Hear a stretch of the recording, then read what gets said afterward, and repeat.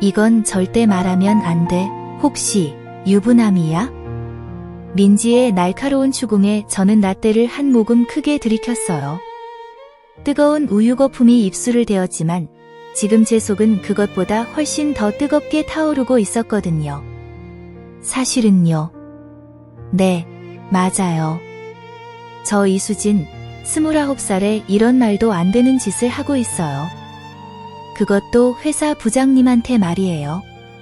3일 후면 회사 워크숍이에요. 1박 2일로 강원도에 가는 건데 같은 방을 쓰게 될지도 모른다는 생각만으로도 밤잠을 설쳤어요. 아니, 실제로는 방 배정이 어떻게 될지도 모르는데 혼자 상상만으로 이 난리예요. 야, 너 진짜 미쳤구나. 민지가 한숨을 푹 쉬더라고요. 나이 차이가 얼마나 나는데? 21살. 제가 소개하는 목소리로 중얼거렸어요. 뭐라고? 민지의 목소리가 커피숍에 울려 퍼졌어요. 네, 한동환 부장님은 올해 50살이에요. 저와는 한 세대가 차이 나죠. 하지만 처음 그분을 봤던 그 순간부터 제 심장은 제 의지와는 상관없이 미친 듯이 뛰기 시작했거든요. 그게 벌써 6개월 전 일이에요. 봄 신입사원 오리엔테이션 때였죠. 전 직원이 모인 자리에서 부장님이 발표하시는데 그 깊고 안정적인 목소리에 완전히 넋을 잃었어요. 키 큰 체격에 회색빛 양복이 완벽하게 어울리는 모습. 마치 드라마에서 나온 것 같았거든요. 문제는 그때부터였어요. 매일 아침 출근길에서부터 부장님을 마주칠 생각에 가슴이 두근거렸어요. 엘리베이터에서 우연히 마주치기라도 하면 하루 종일 그 향수 냄새가 코끝에 맴돌았죠. 그래서 뭘 어쩌려고 민지가 테이블을 똑똑 두드리며 물었어요. 저도 몰라요. 정말 몰라요. 이게 사랑인지 단순한 동경인지도 구분이 안 돼요. 다만 확실한 건 부장님 때문에 제 일상이 완전히 뒤바뀌었다는 거예요. 어제도 그랬어요.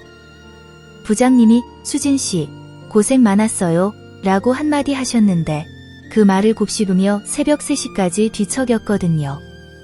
친구들은 제가 미쳤다고 하고 저 스스로도 이 상황이 말이 안 된다는 걸 알아요.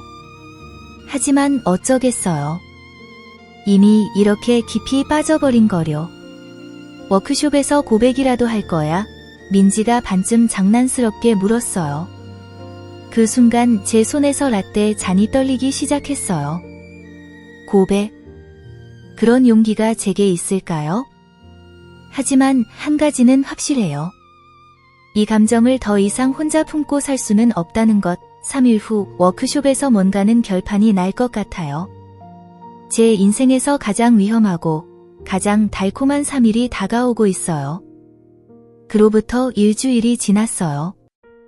매일 아침 출근길에서 부장님을 마주칠 때마다 가슴이 미친 듯이 뛰었고 엘리베이터에서 우연히 마주치는 순간들은 하루 종일 제 머릿속을 맴돌았어요. 그 깊고 자신감 넘치는 목소리, 양복깃에서 은은하게 풍기는 향수 냄새, 서류를 검토하실 때 미간에 생기는 작은 주름까지도. 모든 것이 제게는 하나의 완벽한 그림이었거든요. 특히 회의 시간에 부장님이 발표하시는 모습을 보면 숨이 막힐 것 같았어요. 파워포인트 화면을 가리키며 설명하시는 그 모습에서 넘치는 카리스마와 지적인 매력에 완전히 빠져들었거든요. 다른 직원들은 업무 내용에 집중하고 있을 텐데 저 혼자만 부장님의 입술 모양, 손짓 하나하나에 정신이 팔려 있었어요. 이런 제 자신이 한심하면서도 어쩔 수 없이 끌리는 이 감정을 통제할 수가 없었어요. 그런데 정말 운명 같은 일이 벌어졌어요. 그 금요일 저녁이었는데 팀 프로젝트 마감 때문에 야근을 하고 있었거든요. 사무실은 하나둘 불이 꺼져가고 있었고 다른 직원들은 모두 퇴근한 상태였어요. 넓은 사무실에는 저와 부장님만 남아 있었는데 형광등 불빛이 차갑게 내려앉은 그 공간에서 키보드 소리와 프린터 돌아가는 소리만이 정적을 깨뜨리고 있었어요. 그때 뒤에서 발걸음 소리가 들려왔어요. 돌아보니까 부장님이 제 자리로 걸어오고 계시는 거예요. 평소보다 넥타이가 느슨하게 풀어져 있었고 셔츠 소매도 팔꿈치까지 걷어올린 모습이었어요. 이런 편안한 모습의 부장님을 보는 건 처음이었는데 오히려 더 매력적으로 보였거든요. 가슴이 쿵쿵 뛰기 시작했고 손에 쥔 마우스가 미끄러질 뻔했어요. 수진 씨, 아직도 일하고 있어요? 많이 피곤할 텐데. 부장님의 목소리에는 평소와 다른 따뜻함이 묻어 있었어요. 회사에서 들었던 그 권위적이고 차가운 톤이 아니라 마치 오래된 지인에게 하는 것 같은 부드러운 음성이었거든요. 저도 모르게 얼굴이 화끈거리는 걸 느꼈어요. 네. 마지막 검토만 하면 끝날 것 같아요, 부장님. 그런데 그 다음에 부장님이 하신 말씀이 정말 제 인생을 바꿔놓았어요. 혹시 시간 되면 커피 한 잔 어때요? 오늘 정말 고생 많이 했으니까. 그 순간 세상이 멈춘 것 같았어요. 부장님이 저에게 개인적으로 커피를 제안하신 건 처음이었거든요. 이게 꿈인가 현실인가 싶어서 눈을 깜빡여봤는데 부장님은 여전히 제 앞에 서 계시더라고요. 그 깊은 눈동자로 제 대답을 기다리고 계시는 모습이 정말 심장이 터질 것 같았어요. 목이 말라서 침을 한 번 삼킨 후 떨리는 목소리로 대답했어요. 네. 좋아요. 사실 저도 커피가 마시고 싶었어요. 회사 근처 커피앤무드라는 작은 카페로 향했어요. 3월의 저녁 공기는 여전히 쌀쌀했는데 부장님과 나란히 걸으니까 몸이 후끈거렸어요. 가로등 불빛이 부장님의 옆모습을 은은하게 비추는 모습이 영화의 한 장면 같았거든요. 걸음걸이 하나하나가 우아하고 멋있어서 저는 발을 맞춰 걷느라 정신이 없었어요. 카페에 도착했을 때 사람들이 많지 않아서 다행이었어요. 은은한 재즈 음악이 흘러나오고 따뜻한 조명이 카페 전체를 포근하게 감싸고 있었죠. 부장님은 아메리카노를, 저는 카페라떼를 주문했어요. 창가 자리에 앉으니까 밖으로 보이는 야경이 정말 아름다웠어요. 처음에는 당연히 회사 얘기, 업무 얘기를 했죠. 그런데 시간이 지나면서 점점 개인적인 얘기로 넘어가더라고요. 부장님이 저를 바라보시는 시선이 너무너무 따뜻했어요. 마치 오래된 친구를 바라보는 것 같기도 하고 아니면 뭔가 다른 감정이 담긴 것 같기도 하고요. 그 시선 속에서 저는 점점 녹아내리는 기분이었어요. 카페라떼의 달콤함보다 더 달콤한 이 순간이 영원히 지속되었으면 좋겠다는 생각이 들었어요. 부장님의 깊은 목소리가 제 귀에 마치 멜로디처럼 들렸거든요. 평소 회사에서 보던 모습과는 조금 달랐어요. 더 편안하고 자연스러운 모습이었거든요. 가끔 웃으실 때마다 눈가에 생기는 작은 주름까지도 너무 매력적이었어요. 그런데 부장님이 갑자기 좀 더 진지한 표정으로 물어보시더라고요. 수진 씨, 혹시 남자친구 있어요? 그 순간 심장이 멈출 뻔했어요. 왜 이런 걸 물어보시는 거지? 설마 저에게 관심이... 그런 생각들이 머릿속에서 빙글빙글 돌았거든요. 아니요, 없어요. 제 대답을 들으신 부장님이 조금 안도하는 것 같은 표정을 짓더라고요. 그게 제 착각일 수도 있지만 분명히 뭔가 다른 기색이 있었어요. 그럼 혹시 좋아하는 사람은 있나요? 이번엔 정말 직접적인 질문이었어요. 제 얼굴이 토마토처럼 빨개지는 걸 느꼈지만 어쩔 수 없었어요. 솔직히 말하면 바로 부장님이 제가 좋아하는 사람이잖아요. 하지만 그렇게 대답할 용기는 없었고, 그런 사람이 있긴 한데 너무 힘든 상황이에요. 부장님이 더 자세히 묻지는 않으시더라고요. 대신 창밖을 바라보시면서 뭔가 깊은 생각에 잠기신 것 같았어요. 그 모습이 왠지 외롭고 쓸쓸해 보여서 저도 모르게 가슴이 찡해졌어요. 저도 요즘 혼자 사는 게 많이 외로워요. 특히 퇴근하고 집에 돌아가면 그런 생각이 많이 들어요. 부장님의 그 말을 들으니까 가슴 한편이 아팠어요. 성공한 부장님도 이렇게 외로워하시는구나 하는 생각과 함께 저도 모르게 그 외로움을 달래드리고 싶다는 마음이 들었어요. 그때 부장님이 저를 다시 바라보시면서 말씀하시더라고요. 수진 씨는 정말 예쁜데 왜 연애를 안 하는지 정말 궁금해요. 부장님이 저를 예쁘다고 하셨을 때 온 세상이 다 제 것 같았어요. 가슴이 쿵쾅거렸고 얼굴이 더욱 빨개졌지만 어쩔 수 없었거든요. 그때 부장님이 저를 정말 오랫동안 바라보셨는데 그 시선 속에 뭔가 간절한 게 있었어요. 마치 저에게 뭔가 더 말하고 싶어 하시는 것 같았는데 결국 말씀을 흐리셨어요. 그 순간의 침묵이 왜 그렇게 달콤하고 설렜는지 지금도 생생히 기억나요. 시간이 어떻게 흘렀는지도 모르겠어요. 카페를 나와서 지하철역까지 함께 걸었는데 저녁 공기가 시원했지만 제 가슴은 여전히 뜨거웠어요. 부장님과 나란히 걸으니까 정말 로맨틱한 기분이 들었거든요. 가로등 불빛 아래에서 부장님의 옆모습을 슬쩍슬쩍 훔쳐보면서 이런 순간이 꿈만 같다고 생각했어요. 길이 너무 짧게 느껴져서 일부러 천천히 걸었는데 어느새 지하철역에 도착해버렸어요. 헤어지기 전에 부장님이 말씀하시더라고요. 오늘 정말 즐거웠어요, 수진 씨. 앞으로도 이렇게 가끔 차나 마시면서 얘기해요. 저는 너무 신나서 대답했어요. 네. 저도 정말 좋았어요, 부장님. 제 목소리가 왜 이렇게 들뜨게 들렸을까? 부장님이 웃으시는 모습을 보니까 더욱 부끄러워졌어요. 집에 돌아가는 지하철 안에서 계속 부장님 생각만 났어요. 창밖으로 스쳐가는 도시의 불빛들이 마치 제 설레는 마음을 표현하는 것 같았어요. 오늘 대화를 다시 떠올려 보니까 부장님도 저에게 관심이 있으신 것 같았어요. 그 따뜻한 시선, 개인적인 질문들, 그리고 제가 예쁘다고 하신 말씀까지 모든 게 꿈처럼 느껴졌어요. 집에 도착해서도 잠이 안 왔어요. 침대에 누워서 천장을 바라보며 부장님의 목소리, 표정, 시선 모든 게 머릿속에서 맴돌았어요. 특히 수진 씨는 정말 예뻐요 라고 하신 그 말이 계속 귓가에 맴돌았거든요. 그날 밤 저는 확실히 알았어요.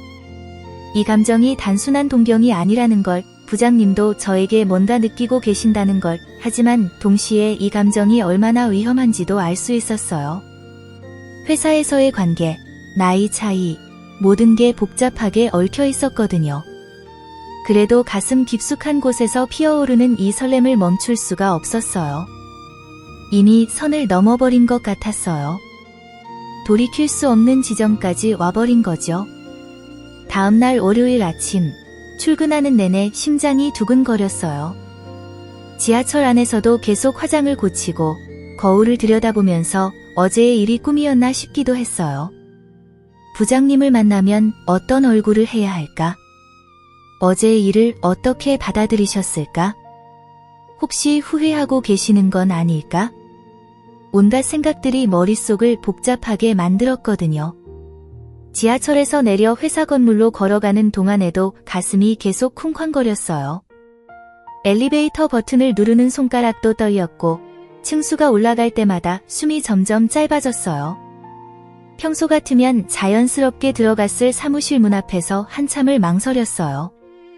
문 너머로 들리는 키보드 소리와 동료들의 대화 소리가 평소와 똑같은데 왜 저만 이렇게 달라진 기분이었을까요?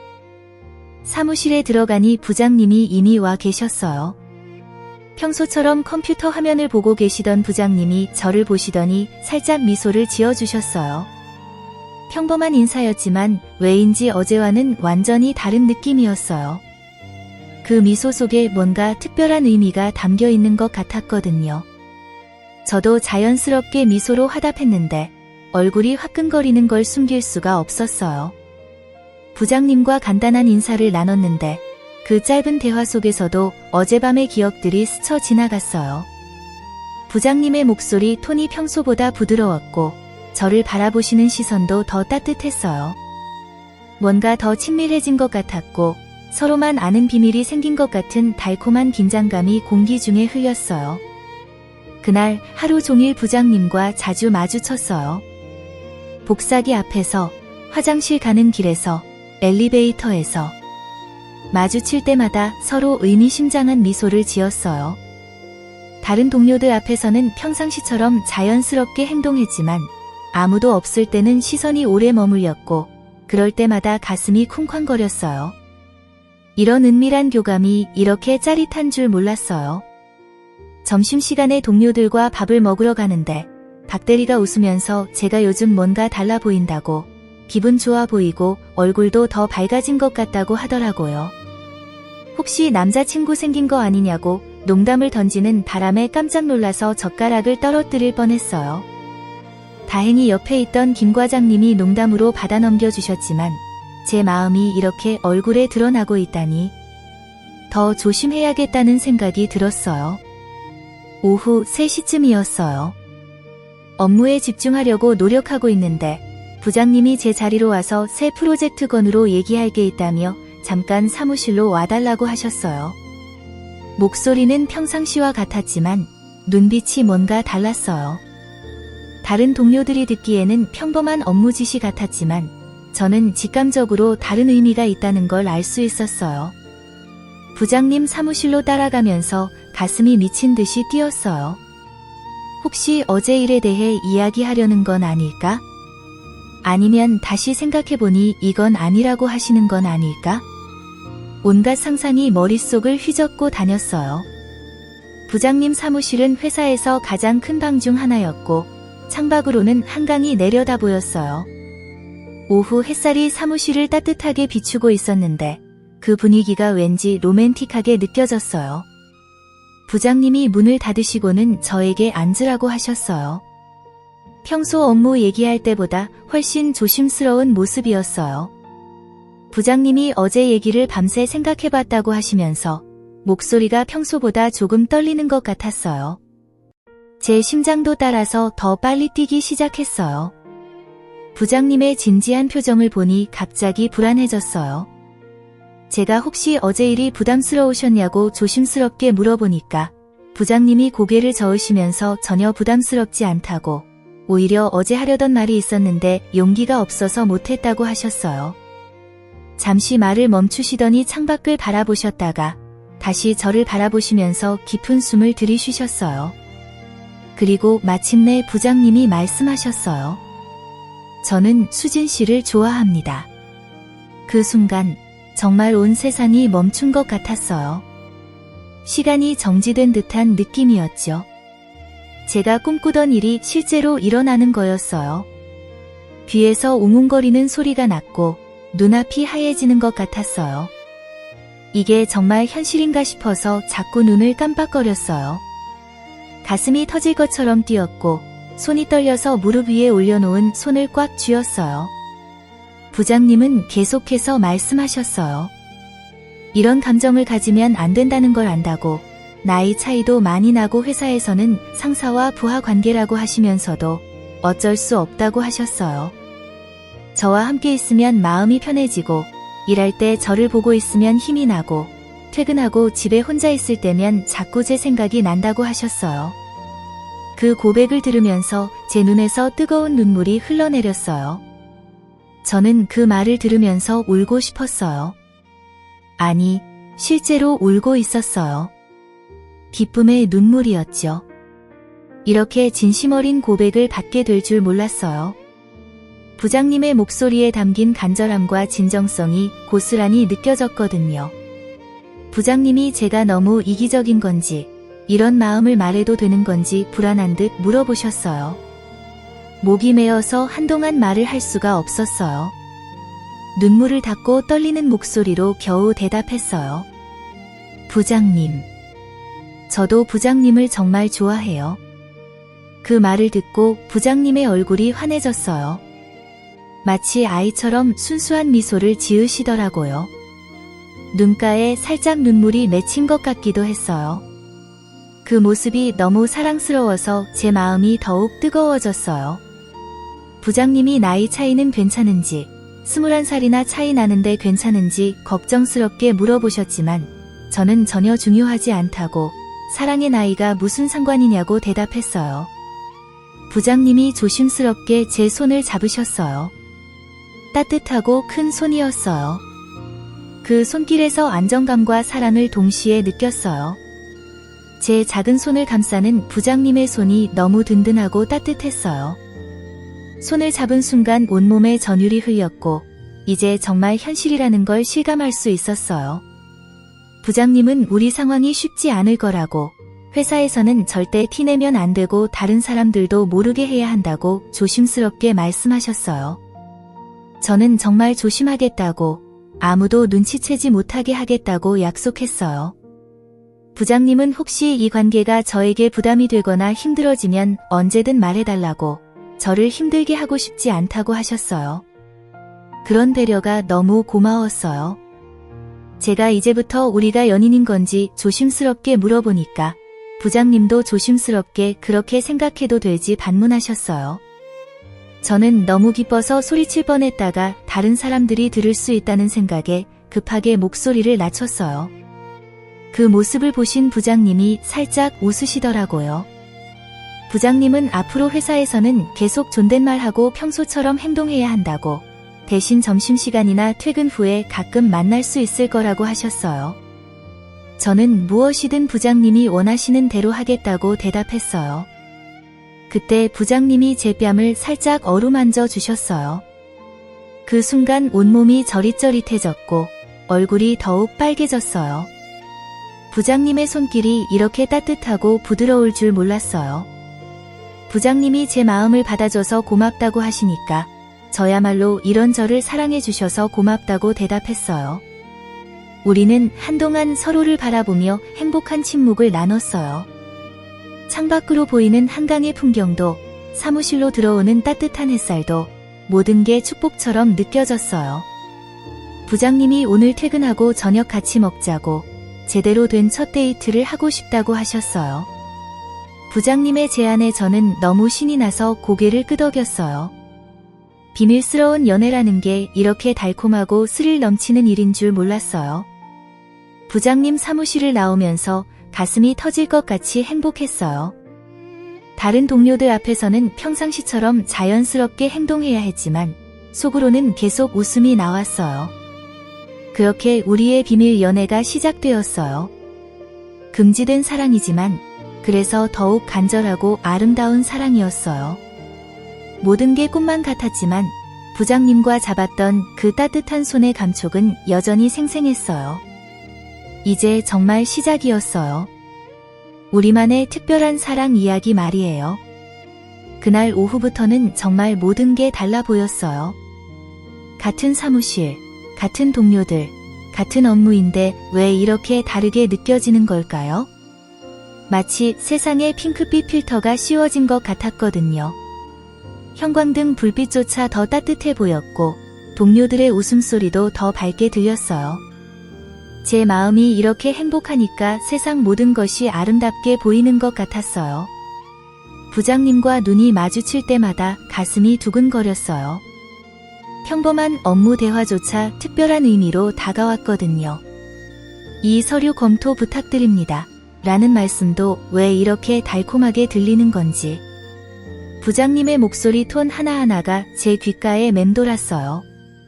그리고 부장님도 저를 바라보실 때의 눈빛이 확연히 달라졌어요. 더 따뜻하고 애정이 담긴 시선이었거든요. 그 시선 속에서 저는 마치 세상에서 가장 소중한 사람이 된 기분이었어요. 다른 동료들 앞에서는 평상시처럼 자연스럽게 행동해야 했지만 아무도 없을 때는 시선이 오래 머물렀어요. 복사기 앞에서 마주쳤을 때, 화장실 가는 길에서 스쳐갈 때, 엘리베이터에서 혼자 있을 때, 그럴 때마다 가슴이 쿵쾅거렸어요. 이런 은밀한 교감이 정말 짜릿했거든요. 다른 사람들은 전혀 모르는 우리만의 비밀이 있다는 게 이렇게 설렐 줄 몰랐어요. 오후 내내 일에 집중하려고 노력했지만 자꾸 부장님 생각이 났어요.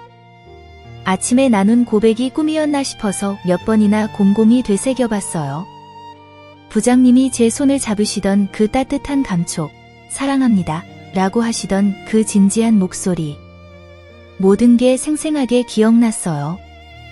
가끔 부장님이 다른 직원들과 업무 얘기를 하시는 모습을 훔쳐보면서 저만이 알고 있는 부장님의 또 다른 모습을 생각하니 묘한 우월감마저 들었어요. 컴퓨터 화면을 바라보고 있으면서도 실제로는 부장님의 움직임만 계속 따라가고 있었어요.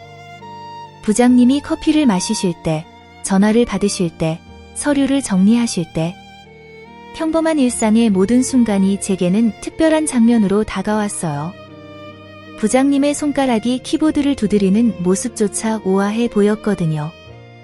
이런 제 마음을 다른 사람들이 알면 어떻게 생각할까 하는 걱정도 있었지만 동시에 이런 달콤한 비밀을 가지고 있다는 게 너무 행복했어요. 점심시간에 동료들과 밥을 먹으러 갔는데 박 대리가 웃으면서 제가 요즘 뭔가 달라 보인다고 하더라고요. 기분 좋아 보이고 얼굴도 더 밝아진 것 같다면서 혹시 남자친구 생긴 거 아니냐고 농담을 던지는 바람에 깜짝 놀라서 젓가락을 떨어뜨릴 뻔했어요.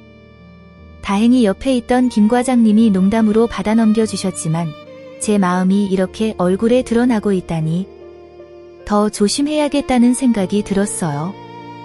요즘 화장품 바꿨어요? 피부가 더 좋아 보이는데? 최 대리님까지 그런 말씀을 하시니 정말 당황스러웠어요. 사랑하는 사람이 생기면 정말 얼굴이 달라지는 건가 봐요.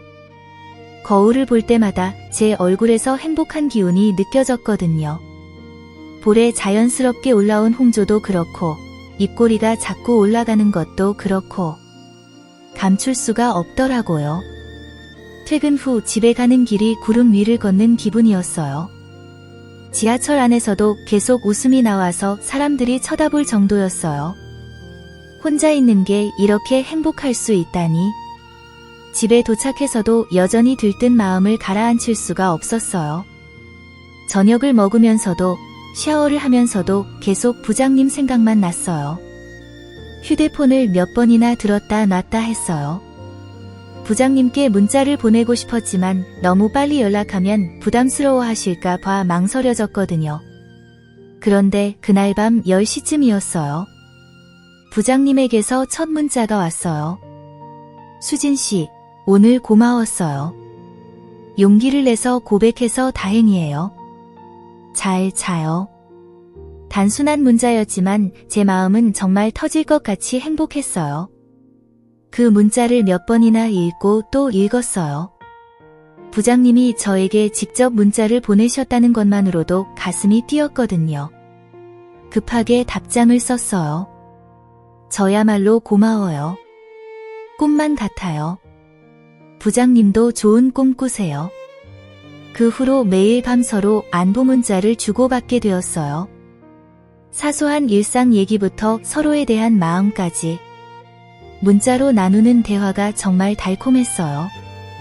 밤늦게까지 문자를 주고받다가 잠들기도 하고 아침에 일어나서 부장님의 문자를 확인하는 게 하루의 시작이 되었어요. 평범한 일상 속에서 이런 특별한 소통이 있다는 게 정말 소중했어요. 다음 날부터 회사에서의 하루하루가 더욱 특별해졌어요. 모든 순간이 설렘으로 가득했어요.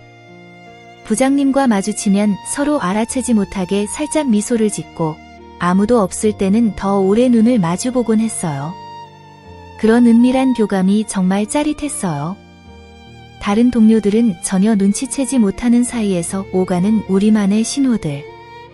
그런 것들이 평범한 회사 생활을 드라마처럼 만들어줬어요. 며칠 후부터는 쪽지로 연락을 주고받기 시작했어요. 부장님이 서류를 건네주시면서 작은 종이 쪽지도 함께 끼워서 주셨고 저도 쪽지에 답장을 써서 부장님 책상에 몰래 놓고 왔어요. 오늘 예뻐 보여요. 점심 같이 먹고 싶어요. 보고 싶어요. 같은 달콤한 메시지들이 오갔어요. 마치 중학생 연애 같았지만 정말 설렜어요. 그런 비밀스러운 소통이 주는 스릴과 설렘이 있었거든요. 첫 번째 점심 데이트는 회사 근처 한 식당에서 했어요. 할머니 손맛이라는 이름의 아담한 식당이었는데 사람들이 많지 않은 조용한 곳이었어요. 부장님은 평소 회사에서 보던 카리스마 있는 모습과는 완전히 달랐어요. 더 편안하고 자연스러운 모습이었거든요. 정장 넥타이도 조금 느슨하게 풀어놓으신 모습이 평소보다 더 남성적으로 느껴졌어요. 식당 안 구석진 자리에 마주 앉아있으니 정말 신기했어요. 회사에서는 항상 일정한 거리를 두고 대화했는데 이렇게 가까이 앉아서 이야기하니 부장님의 새로운 모습들이 보였어요. 웃으실 때 눈가에 생기는 잔주름이라든지 생각하실 때 입술을 살짝 깨무시는 습관이라든지 이런 세세한 부분들을 발견하는 게 정말 즐거웠어요. 수진 씨는 평소에 뭘 하면서 시간을 보내세요? 취미 같은 거 있어요? 부장님이 관심 있는 눈빛으로 물어보셨어요. 저는 주로 집에서 책을 읽거나 넷플릭스를 본다고 했어요. 부장님은 골프를 취미로 하신다고 하시면서 제가 배워보고 싶다고 하니까 직접 가르쳐 주시겠다고 하셨어요. 그 말에 제 얼굴이 환해졌어요. 부장님과 함께 할 수 있는 시간이 더 생긴다는 게 너무 기뻤거든요. 그런 평범한 대화들이 이렇게 특별할 수 있다니. 부장님의 목소리도, 표정도 모든 게 새롭게 느껴졌어요. 회사에서는 업무적인 대화만 나눴는데 이렇게 개인적인 이야기를 나누니 부장님이 정말 한 사람의 남자로 다가왔어요. 더 인간적이고 친근한 모습이었거든요. 그렇게 우리의 달콤한 비밀 연애가 본격적으로 시작되었어요. 매일이 설렘의 연속이었고 작은 것 하나하나가 모두 소중한 추억이 되었어요. 금지된 사랑이기에 더욱 간절하고 아름다웠던 것 같아요. 회사라는 공간에서 펼쳐지는 우리만의 로맨스. 생각만 해도 가슴이 뛰었어요. 한 달 정도 지나면서 우리의 관계는 더욱 깊어졌어요. 회사에서는 여전히 상사와 부하 직원이었지만 퇴근 후와 주말에는 연인이었어요. 이제는 서로의 작은 표정 변화도 알아챌 수 있을 정도로 가까워졌어요. 부장님이 스트레스를 받으시면 저도 함께 마음이 무거워졌고 제가 힘들어하면 부장님도 걱정하시는 게 눈빛으로 느껴졌어요. 이런 마음의 교감이 정말 신기하고 소중했어요. 그러던 어느 날 부장님이 특별한 제안을 하셨어요. 이번 주말에 드라이브를 하자고 강화도나 남이섬 같은 데 가보자고 하셨어요. 그 말을 들었을 때 가슴이 두근거렸어요. 지금까지는 서울 시내에서만 만났는데 좀 더 멀리 떠난다는 게 왠지 설레고 로맨틱하게 느껴졌거든요. 마치 진짜 연인들이 하는 여행 같은 느낌이었어요. 그 주말 부장님의 검은색 BMW를 타고 남이섬으로 향했어요. 아침 일찍 만나서 출발했는데 부장님이 운전하는 모습이 정말 멋있었어요. 선글라스를 끼고 한 손으로 핸들을 잡으신 모습이 영화 속 주인공 같았어요. 드라이브하는 동안 잔잔한 팝송을 들으면서 이야기를 나누는데 창밖으로 스쳐가는 봄 풍경도 아름답고 부장님과 단둘이 있다는 사실이 너무 좋았어요. 세상에 우리 둘만 있는 것 같은 기분이었거든요. 이렇게 멀리 나오니까 정말 기분이 좋네요. 회사에서는 항상 조심해야 해서 답답했는데 여기서는 자유로운 기분이에요. 부장님이 운전하시면서 말씀하시는데 목소리에 해방감과 행복함이 가득했어요. 저도 같은 마음이었어요.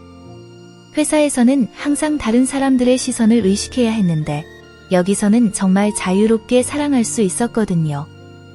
남이섬에 도착해서 유명한 메타세코이아길을 걸으면서 사진도 많이 찍었어요. 부장님이 제 사진을 찍어주시는데 마치 전문 사진작가처럼 여러 각도에서 찍어주셨어요. 이쁘다, 이쁘다 하시면서 연신 셔터를 누르시는 모습이 너무 귀여웠어요. 저도 부장님 사진을 찍어드렸는데 평소 진지한 모습과 달리 장난스럽게 포즈를 취하시는 모습이 새로웠어요. 그리고 다른 관광객에게 부탁해서 투샷도 찍었어요. 우리의 첫 번째 공식적인 커플 사진이었죠. 점심은 섬 안의 레스토랑에서 먹었는데 창밖으로 한강이 내려다 보이는 테라스 자리였어요. 봄바람이 살랑살랑 불어와서 정말 낭만적이었어요.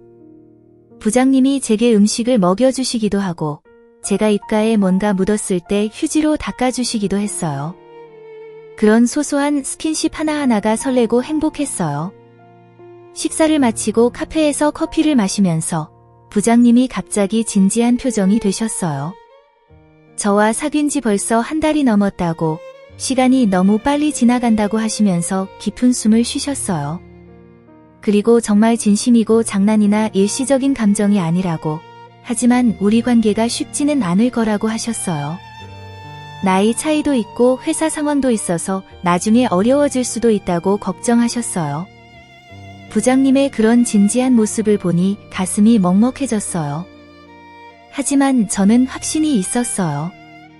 그런 건 신경 안 써도 된다고, 오빠와 함께 있는 게 행복하다고 말했어요. 나이는 정말 숫자에 불과하다고, 사랑에는 나이가 중요하지 않다고 열심히 설명했어요. 부장님이 제 손을 꽉 잡으시면서 고마워하시는 모습이 정말 사랑스러웠어요. 남이섬에서 저녁 노을까지 보내고 서울로 돌아오는 차 안에서 부장님이 정말 행복했어요. 앞으로도 이런 시간 많이 보내고 싶어요 라고 하셨어요. 차 안에는 잔잔한 음악이 흘러나오고 밖은 어둑어둑해지고 있었어요. 그 분위기가 정말 로맨틱했어요. 신호등에 걸려서 차가 멈췄을 때였어요. 부장님이 갑자기 조심스럽게 제 쪽을 바라보시더니 떨리는 목소리로 키스해도 되는지 물어보셨어요. 제 심장이 미친 듯이 뛰기 시작했어요.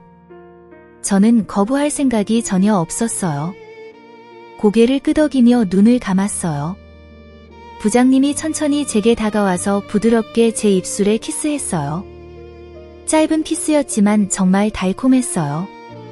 온몸이 전기에 감전된 듯 떨렸고 시간이 멈춘 것 같았어요. 우리의 첫 키스였어요. 정말 로맨틱한 순간이었고 평생 잊을 수 없을 것 같았어요. 키스가 끝나고 서로를 바라보는데 부장님의 눈에서 사랑이 느껴졌어요. 집 앞에 도착해서 헤어질 때 부장님이 오늘 정말 특별한 하루였어요. 평생 잊지 못할 거예요 라고 하셨어요. 저도 같은 마음이었어요. 부장님과 보낸 이 하루가 제 인생에서 가장 행복한 날 중 하나였거든요. 그날 밤 잠이 안 왔어요. 침대에 누워서 계속 오늘 일들을 되새겼어요. 남이섬의 아름다운 풍경, 부장님과의 달콤한 대화, 그리고 특히 첫 키스의 감촉이 아직도 입술에 생생하게 남아있었어요.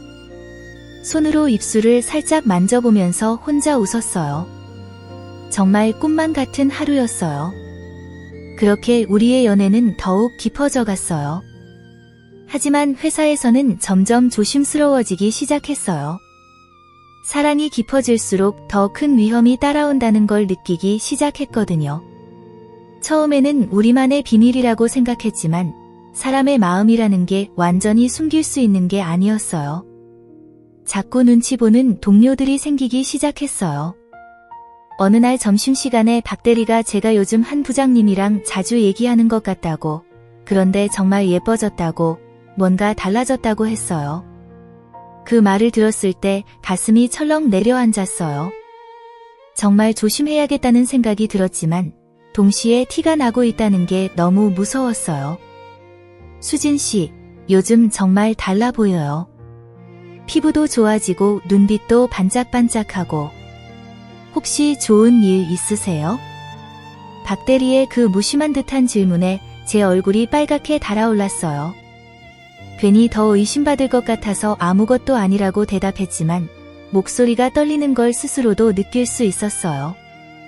그날 오후 내내 불안했어요. 혹시 다른 동료들도 눈치채고 있는 건 아닐까? 부장님과 마주칠 때마다 평상시보다 더 딱딱하게 행동하려고 노력했지만 오히려 그게 더 어색해 보이는 것 같았어요. 며칠 후 더 큰 문제가 생겼어요. 김 차장이 저를 불러서 따로 얘기하자고 하시는 거예요. 그 순간 가슴이 쿵 떨어지는 것 같았어요. 설마 알아챈 건 아니겠지? 하는 마음과 이미 들킨 것 같다는 절망감이 동시에 밀려왔어요. 회의실로 가는 발걸음이 납덩이처럼 무거웠어요. 회의실로 가서 둘이 앉았는데 김 차장의 표정이 평소와 달리 심각했어요. 한참을 말없이 저를 바라보시더니 혹시 한 부장님과 특별한 관계인지 솔직히 물어보신 거예요. 그 질문을 들었을 때 정말 머릿속이 하얘졌어요. 심장이 터질 것 같이 뛰었고 입안이 바짝 말랐어요. 김 차장은 직장 생활을 오래 해서 눈치 없는 사람이 아니라고, 요즘 둘 사이 분위기가 예전과 달라 보인다고 하셨어요. 서로 바라보는 눈빛도 그렇고 한 부장님이 저에게만 특별히 관심을 보이시는 것 같다고, 그리고 제가 요즘 부쩍 밝아진 것도 그 때문인 것 같다고 하셨어요. 아무리 숨기려고 해도 결국 들키는구나 하는 절망감이 밀려왔어요. 김 차장은 회사 규정을 상기시켜 주셨어요. 직장 내 연애, 특히 상사와 부하 직원 관계는 엄격히 금지되어 있다고, 만약 정말 그런 관계라면 조심하라고, 들키면 둘 다 어려워질 수 있다고 하셨어요. 그 말이 정말 현실적인 경고처럼 들렸어요. 우리가 아무리 조심한다고 해도 결국은 들킬 수밖에 없는 일이었나 봐요. 김 차장의 진지한 표정을 보며 우리가 얼마나 위험한 줄타기를 하고 있었는지 깨달았어요. 그날 밤 집에 돌아가자마자 부장님께 이 얘기를 했어요. 김 차장님이 눈치채신 것 같다고 하니까 전화 너머로 부장님의 깊은 한숨소리가 들렸어요. 목소리에 걱정과 두려움이 섞여 있었어요. 역시 들키고 말았다고, 일단 더 조심해야겠다고, 회사에서는 정말 평소와 똑같이 행동하자고 하셨어요. 하지만 부장님의 목소리에서 불안감이 느껴졌어요. 며칠 동안은 정말 조심스럽게 행동했어요. 부장님과는 업무적인 대화만 하고 시선도 마주치지 않으려고 노력했어요. 하지만 그럴수록 더 어색해지는 것 같았고, 다른 동료들도 뭔가 이상하다는 눈빛으로 저희를 바라보는 것 같았어요. 사랑하는 사람과 같은 공간에 있으면서도 모른 척해야 한다는 게 이렇게 고통스러운 일인 줄 몰랐어요. 며칠 후 더 충격적인 일이 벌어졌어요. 인사팀에서 연락이 온 거예요. 인사팀장님이 면담하고 싶다고 하시면서 다음날 오후 3시에 인사팀으로 와달라고 했어요. 그 순간 정말 식은땀이 등줄기를 타고 흘렀어요. 온몸이 떨리기 시작했어요. 설마 우리 관계 때문인 건 아니겠죠? 하지만 다른 이유를 찾을 수가 없었어요. 부장님도 같은 연락을 받으셨다고 하더라고요. 그 순간 정말 세상이 무너지는 것 같았어요. 다음날 오후 인사팀장과의 면담은 정말 긴장됐어요. 인사팀으로 향하는 발걸음마다 가슴이 쿵쾅거렸어요. 손바닥에는 땀이 가득했고 다리도 후들거렸어요. 인사팀장은 차분한 목소리로 최근에 한 부장님과 개인적인 관계가 있는지, 회사 규정 중 직장 내 연애 금지 조항을 알고 있는지 물어보셨어요. 그 순간 더 이상 숨길 수 없다는 걸 깨달았어요. 결국 저는 떨리는 목소리로 솔직하게 인정할 수밖에 없었어요. 네. 맞습니다. 그 말을 하고 나서 눈물이 핑 돌았어요. 모든 게 끝난 것 같았거든요. 인사팀장은 업무에 지장은 없었는지 물어보신 후 전혀 없었다는 제 대답에도 불구하고 명백한 규정 위반이라고 하셨어요. 어떻게 할 건지 생각해보라고, 둘 중 한 분은 다른 부서로 이동하거나 아니면. 더 이상 듣고 싶지 않았어요. 그 말들이 마치 사형 선고처럼 들렸어요. 우리의 달콤한 사랑이 이렇게 차가운 현실 앞에서 산산조각 날 줄 몰랐어요. 회사에서 공식적으로 우리 관계가 문제가 된 후 정말 어려운 시기가 찾아왔어요. 며칠 동안 부장님과 저는 어떻게 해야 할지 깊은 고민에 빠졌어요. 밤잠을 설치며 수없이 전화 통화를 했지만 뾰족한 해답은 나오지 않았어요. 회사 규정은 명확했고 우리가 선택할 수 있는 길은 제한적이었거든요. 그러던 어느 날 부장님이 먼저 결정을 내리셨어요. 다른 회사로 이직하시겠다고 하신 거예요. 그 말을 들었을 때 가슴이 무너지는 것 같았어요. 저보다 경력도 많고 나이도 있으니 취업이 더 어려울 거라고 생각했는데 부장님은 오히려 제 미래를 걱정해 주셨어요.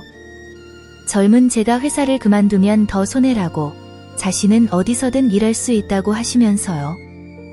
내가 나가는 게 맞아요. 수진 씨는 여기서 경력을 더 쌓아야 해요. 아직 젊고 앞날이 창창한데 나 때문에 그만둘 순 없어요. 부장님의 그 말이 얼마나 가슴 아팠는지 몰라요. 사랑하는 사람을 위해 스스로 희생하시는 모습이 너무 고맙기도 하고 미안하기도 했어요. 눈물이 핑 돌았지만 꾹 참았어요. 부장님도 이미 충분히 힘드실 텐데 제가 더 울면 안 될 것 같았거든요. 마지막 출근 날이 다가왔어요. 그날 아침 출근할 때부터 가슴이 먹먹했어요. 부장님은 평소와 다름없이 업무를 마무리하셨지만 저는 자꾸 부장님의 모든 행동을 눈에 담으려고 했어요. 마지막으로 보는 부장님의 일하는 모습, 회의하는 모습, 커피 마시는 모습까지 모든 게 소중하고 아쉬웠어요. 다른 동료들은 부장님이 더 좋은 조건의 헤드헌팅 제의를 받아서 이직하는 것으로만 알고 있었죠. 송별회에서도 모두 축하해드렸고 부장님도 자연스럽게 인사 말씀을 하셨어요. 우리의 비밀은 끝까지 지켜졌어요. 하지만 그 송별회가 얼마나 고통스러웠는지. 웃어야 하는데 눈물이 나올 것 같아서 화장실을 몇 번이나 다녀왔어요. 퇴근 후 처음 만났던 그 카페 커피앤무드에서 마지막 작별 인사를 나누었어요. 그 작은 테이블에 마주 앉아 있으니 첫 데이트 때가 생각났어요. 그때는 이렇게 헤어질 줄 몰랐는데 부장님은 새로운 직장에서 정착할 때까지 시간이 필요하다고 하셨어요. 그동안은 연락을 자제하자고 서로의 미래를 위해서라고 말씀하셨어요. 그 말이 정말 현명한 판단이라는 걸 알면서도 가슴이 찢어질 것 같이 아팠어요. 수진 씨, 정말 미안해요. 내가 더 조심했어야 했는데. 부장님이 제 손을 잡으시면서 말씀하시는데 목소리가 떨리고 있었어요. 저도 울음을 참느라 목이 메었어요. 그렇게 우리는 울먹이며 작별했어요. 카페를 나서는 부장님의 뒷모습을 바라보며 이게 정말 마지막인가 싶어서 가슴이 터질 것 같았어요. 한 달 정도 연락이 없었어요. 그 시간이 정말 길게 느껴졌어요. 하루하루가 1년처럼 느껴지고 매일 밤 부장님 생각을 하며 잠들었어요. 매일 부장님이 계시던 자리를 바라보며 그리워했어요. 새로운 팀장님은 좋은 분이었지만 부장님의 빈자리가 너무 컸어요. 그 자리를 볼 때마다 가슴이 저려왔어요. 회사 생활도 예전 같지 않았어요. 일에만 집중하려고 했지만 자꾸 부장님 생각이 났어요. 점심시간에 함께 갔던 식당들을 지날 때마다, 골프 연습장 광고를 볼 때마다, 심지어 BMW 자동차만 봐도 가슴이 아팠어요. 동료들이 연애 얘기를 할 때면 괜히 울적해지고 커플들을 보면 부러우면서도 씁쓸했어요. 밤에 혼자 있을 때가 가장 힘들었어요. 부장님과 함께 봤던 드라마를 혼자 보면서 눈물을 흘리기도 하고 부장님이 보내주셨던 문자들을 다시 읽어보며 그리워하기도 했어요. 친구들이 만나자고 해도 기분이 나지 않아서 거절하기 일쑤였어요. 이렇게 사랑하는 사람과 헤어지는 게 이렇게 아픈 일인 줄 몰랐어요. 그런데 한 달 반 정도 지나서 정말 기적처럼 부장님에게서 연락이 왔어요. 새 직장에 적응도 끝났고 이제 자유롭게 만날 수 있다고 하시면서 만나자고 하셨어요. 그 연락을 받았을 때 정말 기뻤어요. 그동안 얼마나 기다렸는지 몰라요. 가슴이 터질 것 같이 뛰었고 눈물이 주르륵 흘렀어요. 기쁨의 눈물이었죠. 보고 싶었어요. 정말 많이. 이제 다시 시작할 수 있을 것 같아요. 전화 너머로 들리는 부장님의 목소리가 그렇게 반가울 수가 없었어요. 그동안 쌓였던 그리움이 한꺼번에 쏟아져 나왔어요. 우리의 사랑이 다시 시작될 수 있다는 희망이 가슴을 가득 채웠어요. 다음 주말 드디어 부장님을 다시 만날 수 있었어요. 약속 장소로 향하는 발걸음이 그렇게 가벼울 수가 없었어요. 한 달 반 만에 보는 부장님은 예전보다 더 밝아 보이셨어요. 새 직장 KH투자증권에서 인정받고 있다고 하시면서 정말 행복해 하셨어요. 무엇보다 스트레스가 많이 줄어 보이셨어요. 강남의 조용한 카페 더 라운지에서 만났는데 이제는 정말 자유롭게 만날 수 있다는 생각이 들어서 더 좋았어요. 예전처럼 주변을 두리번거리며 혹시 아는 사람이 있나 걱정할 필요도 없었고 자연스럽게 손을 잡고 다정하게 앉아 있을 수 있었어요. 이런 소소한 자유가 이렇게 소중할 줄 몰랐어요. 수진 씨, 이제 정말 자유롭게 만날 수 있어요. 더 이상 숨길 필요도 없고 당당하게 사랑할 수 있어요. 부장님이 환하게 웃으시면서 말씀하시는 모습이 정말 행복해 보였어요. 새 회사는 어떤지 물어보시니 사람들도 좋고 업무도 흥미롭다고 하시면서 무엇보다 저와 당당하게 만날 수 있게 되어서 제일 좋다고 하셨어요. 그 말을 들으니 제 마음도 따뜻해졌어요. 그동안의 고생이 다 보상받는 기분이었거든요. 부장님은 제 손을 두 손으로 감싸 잡으시면서 그동안 많이 힘들었는지 기다려줘서 고맙다고 하셨어요. 그 따뜻한 손길이 그리웠던 애정을 고스란히 전해주었어요. 저도 조금 힘들었지만 오빠가 연락해 주실 거라고 믿었다고 말했어요. 실제로는 정말 많이 힘들었지만 부장님이 더 고생하셨을 텐데 제가 힘들었다고 하면 안 될 것 같았거든요. 그날부터 우리는 정식으로 당당한 연애를 시작했어요. 더 이상 회사 눈치를 볼 필요도 없고 누군가에게 들킬까 봐 조마조마할 필요도 없었어요. 이런 자유로운 사람이 이렇게 행복한 것인지 새삼 깨달았어요. 길거리에서도 자연스럽게 손을 잡고 걸을 수 있고 SNS에 함께 찍은 사진도 올릴 수 있고 친구들에게도 연인이 있다고 말할 수 있다는 게 정말 소중했어요. 부장님은 주말마다 저를 만나러 와주셨어요. 때로는 한강이 내려다 보이는 멋진 레스토랑에서 촛불 저녁을 먹기도 하고 때로는 최신 영화를 보거나 미술관에서 전시회를 관람하기도 했어요. 이렇게 자유롭게 데이트하니까 정말 좋았고 이제야 진짜 연인 같은 기분이 들었어요. 예전에는 항상 은밀하게 만나야 했는데 이제는 당당하게 데이트할 수 있다는 게 얼마나 행복한지 모르겠어요. 특히 부장님이 저를 자신의 골프 동호회 모임에도 소개해 주셨어요. 처음에는 나이 차이 때문에 걱정했는데 다들 저를 따뜻하게 받아주셨어요. 동환이 형 진짜 좋은 분 만났네요. 라고 하시면서 축하해 주시는 모습이 정말 감동적이었어요. 하지만 현실적인 문제들이 없는 건 아니었어요. 부장님의 새 직장이 경기도 분당에 있어서 평일에는 만나기 어려웠고 주말에만 만날 수 있었거든요. 그리고 부장님 연세를 생각하면 결혼에 대한 부담도 점점 느껴지기 시작했어요. 주변 친구들은 벌써 결혼 준비를 하는 친구들이 많아졌고 가족들도 언제 결혼할 거냐고 슬슬 물어보기 시작했어요. 몇 달이 지나서 용기를 내어 물어봤어요. 우리 앞으로 어떻게 될지, 결혼에 대한 생각이 있으신지. 그 질문을 꺼내기까지 정말 오랫동안 고민했어요. 혹시 부담스러워하시면 어떡하지? 아직 이른 얘기라고 하시면 어떡하지? 온갖 걱정이 들었거든요. 부장님은 잠깐 생각하시더니 진지한 표정으로 대답하셨어요. 솔직히 말하면 결혼을 생각하고 있어요. 하지만 당신이 아직 젊으니까 충분히 생각해 보세요. 저와 결혼하면 여러 가지 제약이 있을 수도 있어요. 나이 차이 때문에 주변에서 뭐라고 할 수도 있고 부모님도 놀라실 수도 있다고 하셨지만 저는 그런 건 상관없다고 이미 마음을 정했다고 말했어요. 사랑하는 사람과 함께하는 거라면 어떤 어려움도 감당할 수 있다고 확신했거든요. 부장님이 제 두 손을 꽉 잡으시면서 고마워요. 정말 고마워요. 라고 하시면서 천천히 준비해 보자고 하셨어요. 그 순간 제 눈에서 행복의 눈물이 흘렸어요. 우리가 정말 결혼까지 갈 수 있다는 확신이 들었거든요. 그 대화 이후로 우리 관계는 더욱 진지해졌어요. 결혼을 전제로 한 만남이 된 거죠. 이제 단순한 연애가 아니라 평생을 함께할 동반자로서 서로를 더 깊이 알아가기 시작했어요.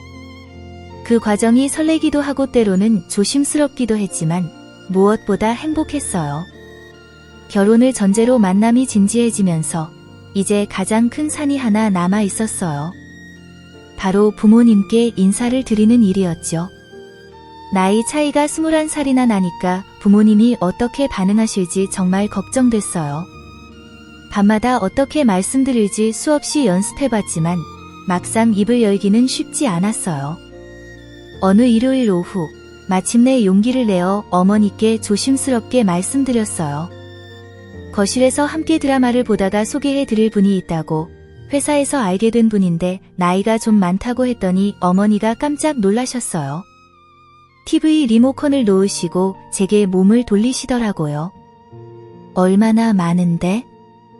30살, 35. 어머니의 기대 섞인 목소리가 들렸어요. 하지만 제가 21살 차이라고 하니까 어머니의 표정이 순간 굳어졌어요. 찻잔을 들고 계시던 손이 살짝 떨리는 게 보였어요. 뭐라고? 21살이면? 그럼 50살이라는 거야? 수진아, 그분이 결혼하신 분 아니야? 그럼 왜 지금까지 안 하셨어? 어머니의 목소리에 걱정과 당황이 섞여 있었어요. 저는 한 번도 결혼 안 하셨고 일에만 집중하셨다고, 아직 만날 사람을 못 만나셨던 것 같다고 설명드렸어요. 하지만 어머니의 미간은 계속 찌푸려져 있었어요. 어머니는 걱정이 정말 많으셨어요. 한참을 말없이 계시다가 깊은 한숨을 쉬시면서 말씀하셨어요.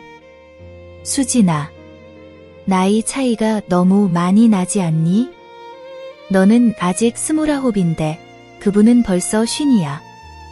그분이 60이 되면 너는 아직 39이고. 생각해봐. 하지만 어머니는 어떤 분인지도 궁금해하셨어요.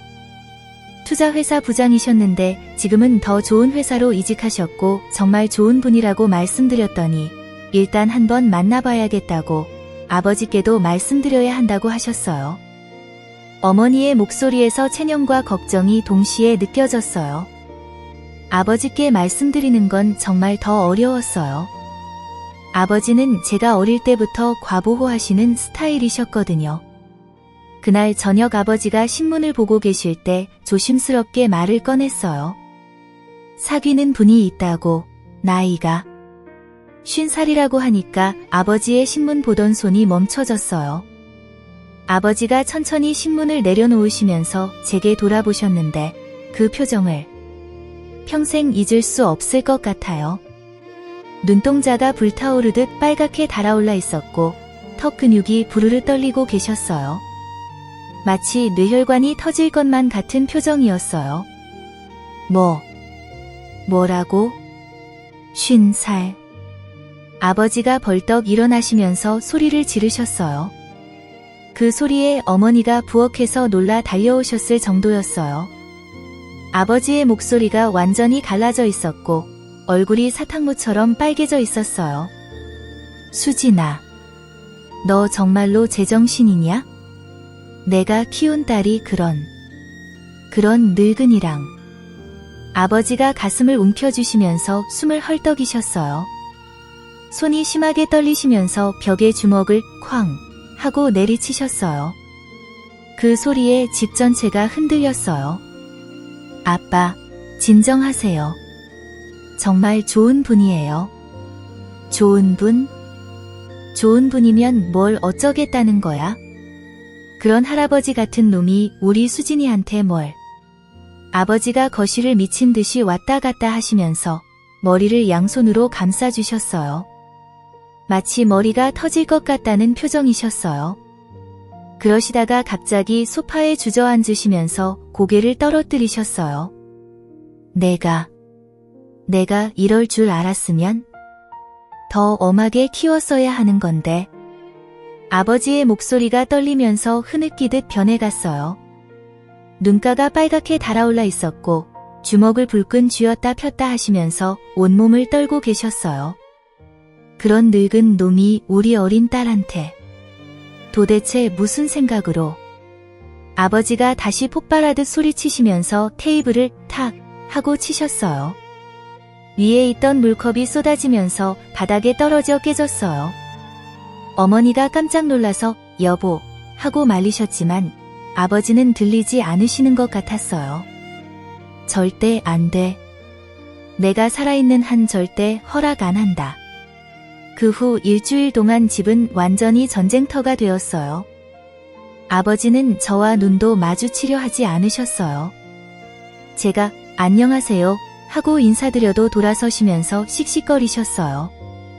밥상에서도 저를 째려보시다가 숟가락을 쾅 내려놓고 일어나시기 일쑤였어요. 밤마다 부모님 방에서 들려오는 큰 소리들. 아버지가 어머니에게 그런 걸 어떻게 허락하냐 고 소리치시고 어머니가 일단 만나봐야 하는 거 아니냐 고 달래시는 소리가 새벽까지 계속됐어요. 어떤 날은 아버지가 방문을 쾅 하고 닫고 나가시는 소리까지 들렸어요. 아버지의 눈빛이 정말 무서웠어요. 마치 저를 원수 보듯 하시는 눈빛이었어요. 복도에서 마주치면 아버지가 고개를 돌리시면서 쯧 하고 혀를 차시는 소리까지 내셨어요. 제가 이런 아버지 모습을 본 것은 정말 처음이었어요. 일주일이 지난 어느 날 아침, 어머니가 조심스럽게 제 방에 들어오셨어요. 아버지가 주무시는 사이에 살며시 들어오신 거였어요. 수진아, 엄마가 아빠를 설득해 볼게. 그래도 일단 한 번만 만나보자고 해볼게. 아빠도 속으로는 내가 걱정되실 거야. 어머니의 목소리에 피로가 묻어 있었어요. 이 일로 어머니도 정말 고생하고 계신다는 게 느껴져서 죄송했어요. 어머니의 끈질긴 설득으로 아버지도 일단 만나보시겠다고 하셨어요. 하지만 조건이 있다고 하셨어요.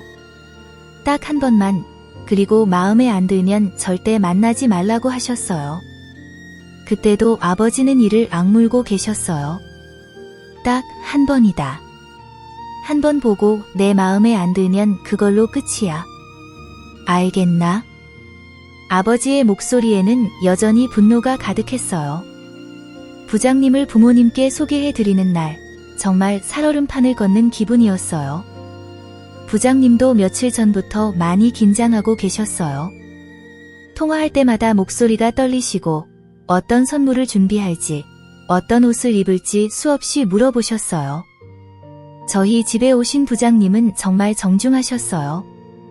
비싼 홍삼과 한우 세트, 그리고 어머니를 위한 명품 스카프까지 준비해 오시고 네이비 정장에 넥타이까지 단정하게 메고 오셨어요.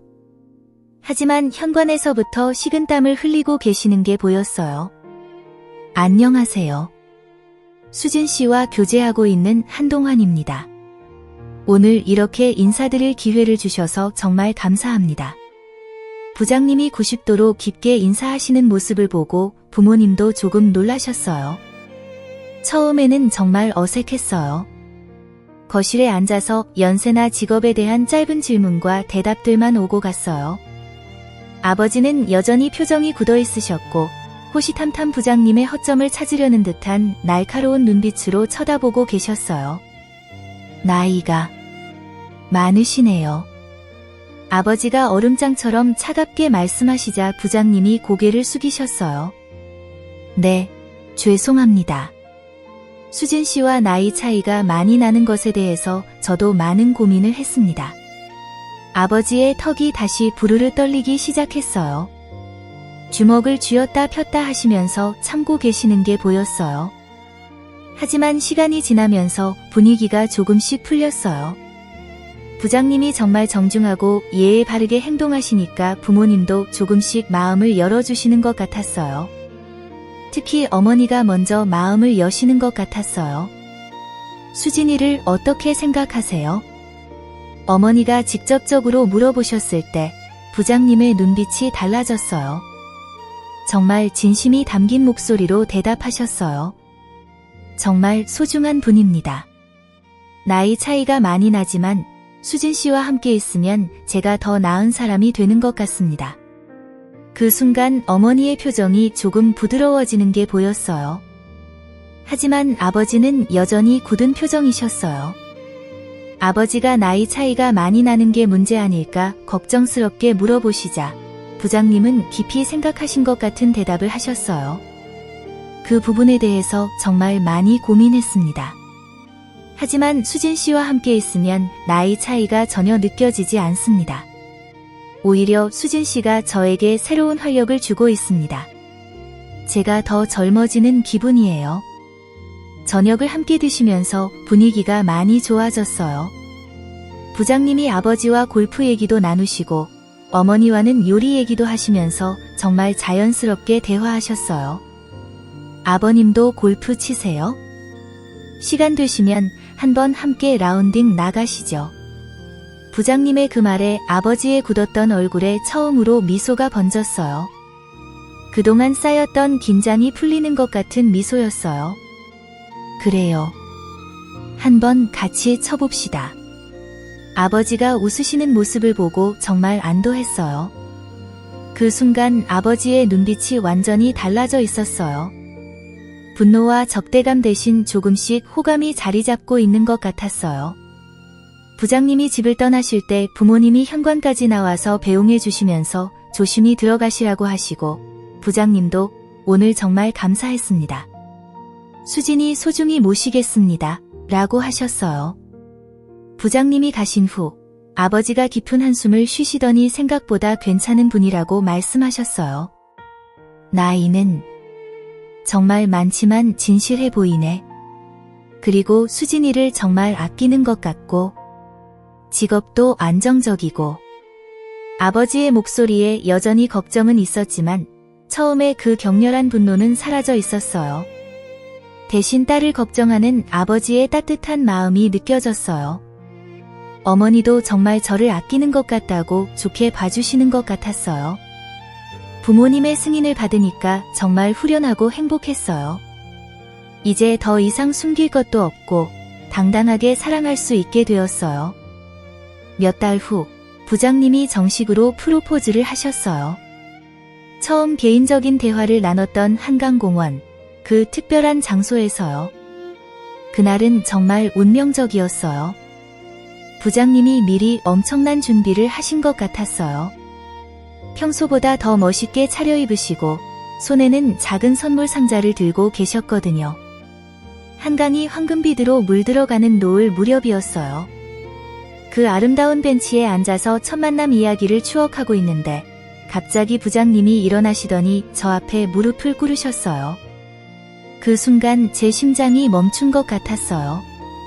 수진 씨, 당신과 처음 여기서 이야기를 나눴을 때부터 알았어요.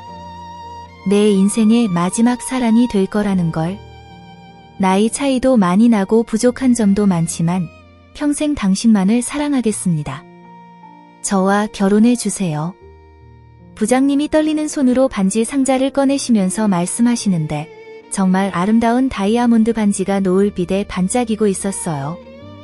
그 진심이 담긴 목소리와 간절한 눈빛을 보며 눈물이 펑펑 흘렸어요. 정말 꿈같은 순간이었어요. 네, 좋아요. 오빠와 결혼하고 싶어요. 제가 기쁨의 눈물을 흘리며 대답하자 주변에서 우연히 보고 있던 사람들이 박수를 쳐주었어요. 부장님이 일어나셔서 저를 안아주시면서 고마워, 정말 고마워 라고 속삭이시는 그 순간이 평생 잊지 못할 거예요. 결혼 준비를 시작하면서 정말 바빴지만 행복했어요. 예식장도 정하고 드레스도 고르고 청첩장도 만들고 부장님이 모든 준비 과정에 적극적으로 참여해 주셨어요. 제가 원하는 대로 하자고 모든 걸 맞춰드리겠다고 하셨지만 저는 너무 화려한 것보다는 따뜻하고 의미 있는 결혼식을 원했어요.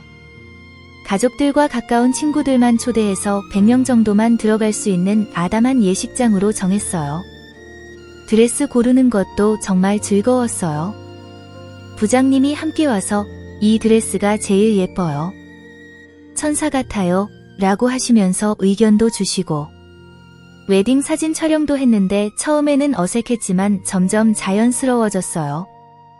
청첩장을 돌리면서 친구들의 반응이 정말 다양했어요. 대부분의 친구들이 축하해줬지만 나이 차이를 걱정하는 친구들도 있었어요. 그런 걱정들도 있었지만 저는 확신했어요. 부장님과 함께라면 어떤 어려움도 이겨낼 수 있을 거라고요. 그런데 결혼을 2달 앞둔 어느 날이었어요. 부장님에게서 급하게 만나자는 연락이 왔어요. 목소리가 평소와 달리 무겁고 어두웠어요. 가슴이 불길하게 뛰었지만 설마 하는 마음으로 약속 장소로 향했어요. 부장님은 평소와 달리 얼굴이 창백하셨어요. 눈가에는 깊은 피로가 서려 있었고 손도 미세하게 떨리고 계셨어요. 그 모습을 보는 순간 뭔가 큰일이 벌어진 것 같은 예감이 들었어요. 수진 씨, 미안해요. 부장님이 제 손을 잡으시면서 떨리는 목소리로 말씀하시기 시작했어요. 그런데 그 다음에 나온 말이 제 인생을 완전히 뒤바꿔 놓을 말이었어요. 병원에서 검사를 받았어요. 위암이에요. 3기입니다. 그 순간 정말로 세상이 멈춘 것 같았어요. 귀에서 윙우 하는 소리가 나면서 부장님의 목소리가 아득하게 들렸어요. 마치 수중에서 듣는 소리처럼 왜곡되어 들렸어요. 손끝이 얼어붙고 심장이 미친 듯이 뛰었어요. 뭐라고요? 제 목소리가 떨리기 시작했어요. 아니, 떨리는 정도가 아니라 완전히 부서져 버렸어요. 위암, 3기. 그 무서운 단어들이 머릿속에서 폭탄처럼 터졌어요. 아니에요. 거짓말이죠? 오빠가 저한테 장난치는 거죠? 제가 부들부들 떨면서 말했지만 부장님의 절망에 찬 눈빛을 보는 순간 이것이 현실이라는 걸 깨달았어요. 눈물이 쏟아져 내렸어요. 아니, 눈물이라기보다는 제 영혼이 흘러나오는 것 같았어요. 부장님의 목소리가 더욱 떨렸어요. 의사가 말하기를 위벽을 뚫고 주변 림프절로 전이가 시작됐지만 다행히 다른 장기로는 아직 퍼지지 않았다고 했답니다. 수술로 위를 부분 절제해야 하고 그 후 항암 치료를 받아야 한다고. 치료 과정이 길고 힘들 것이라고. 하지만 3기라고 해도 수술과 항암 치료를 받으면 충분히 희망이 있다고 했어요. 다만 치료 기간이 길고 힘들 거라고. 그 말이 나오는 순간 저는 완전히 무너져 버렸어요. 카페 의자에서 거의 쓰러질 뻔했어요.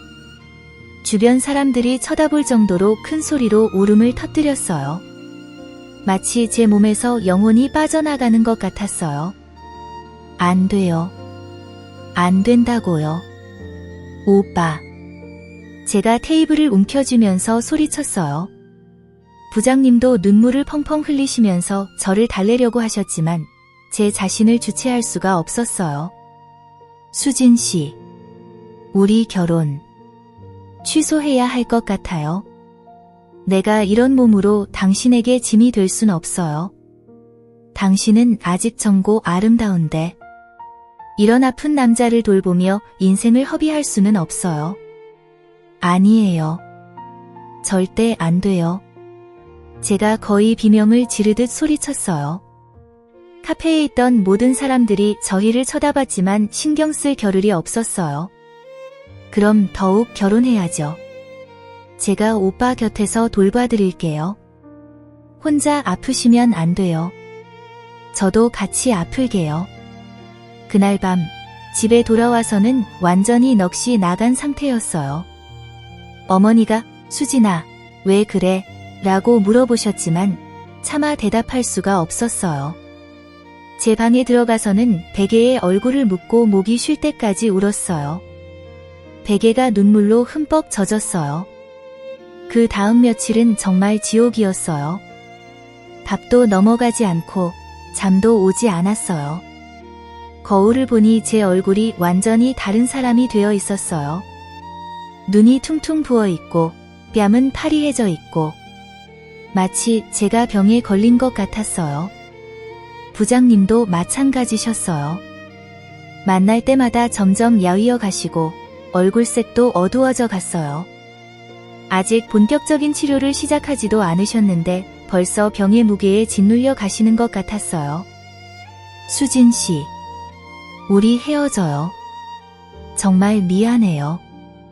당신이 이렇게 고생하는 모습을 보니까 너무 괴로워요. 안 돼요. 절대 안 돼요. 끝까지 함께 할 거예요. 매번 만날 때마다 같은 대화를 반복했어요. 부장님은 저를 보내주려고 하시고 저는 절대 떠나지 않겠다고 버팅기고 며칠 후 대학병원에서 정밀 검사를 받으러 갔어요. 저도 함께 따라갔는데 그 긴 복도를 걸어가는 동안 정말 다리가 후들거렸어요.